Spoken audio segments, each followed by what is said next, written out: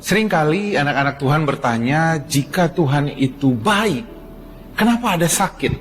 Jika Tuhan itu baik, kenapa ada kemiskinan? Kenapa ada penderitaan di dunia ini? Saudaraku, Tuhan sudah memberikan kehendak bebas kepada manusia. Manusia bebas menentukan apa yang dia akan lakukan dengan segala konsekuensinya. Firman Tuhan katakan, kepadamu kuperhadapkan berkat dan kutuk, hidup dan mati. Pilihlah kehidupan, kata firman Tuhan. Kehendak bebas membuat manusia bebas menentukan dirinya untuk menerima kebaikan atau menerima keburukan. Tetapi firman Tuhan berkata, Tuhan hanya memberikan yang baik. Yakobus 1 ayat 17. Semua pemberian yang baik dan yang sempurna datangnya dari Tuhan.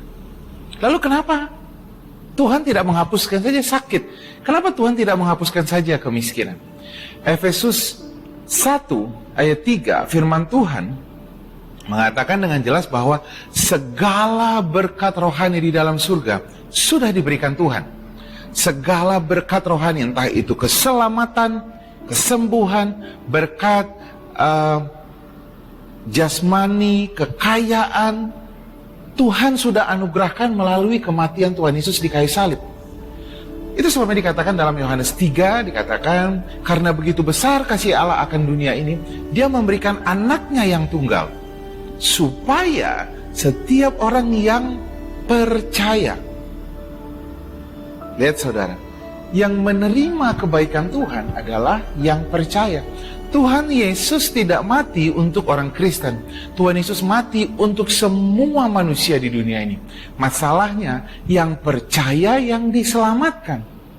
Begitu juga dengan saudara. Banyak anak-anak Tuhan percaya bahwa Tuhan Yesus menyelamatkan, tapi mereka nggak percaya bahwa Tuhan Yesus menyembuhkan. Itu sebabnya tubuhnya nggak bisa sembuh, penyakitnya nggak bisa hilang. Mereka berkata bahwa sakit ini kan dari Tuhan untuk kemuliaan bagi nama Tuhan. Mereka nggak percaya 1 Petrus 2 ayat 24 yang berkata, oleh bilur-bilur Yesus kita menjadi sembuh.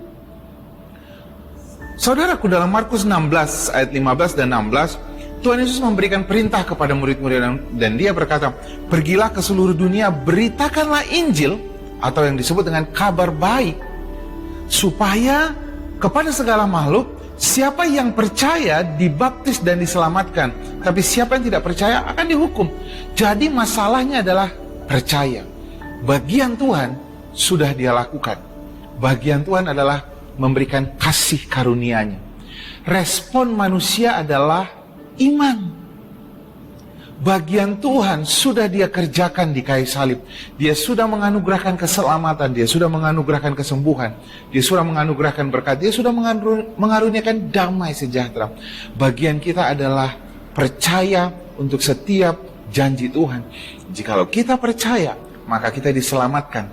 Jikalau kita percaya, maka kita sembuh. Jikalau kita percaya, kita diberkati. Saudara nggak bisa menerimanya itu karena ketaatan.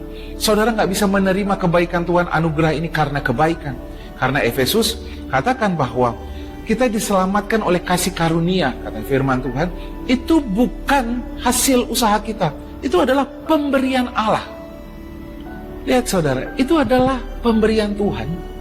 Tetapi kita menerimanya hanya karena percaya. Saudaraku, bagian Tuhan sudah Dia lakukan. Masalah saudara bukan Tuhan. Kalau saudara berdoa supaya Tuhan menyembuhkan, menyelamatkan, memberkati saudara, kamu salah berdoa. Tuhan sudah menyelamatkan, Tuhan sudah memberkati, Tuhan sudah menyembuhkan. Respon saudara adalah iman. Ibrani 11 ayat 6. Hanya imanlah yang membuat saudara berkenan di hadapan Tuhan.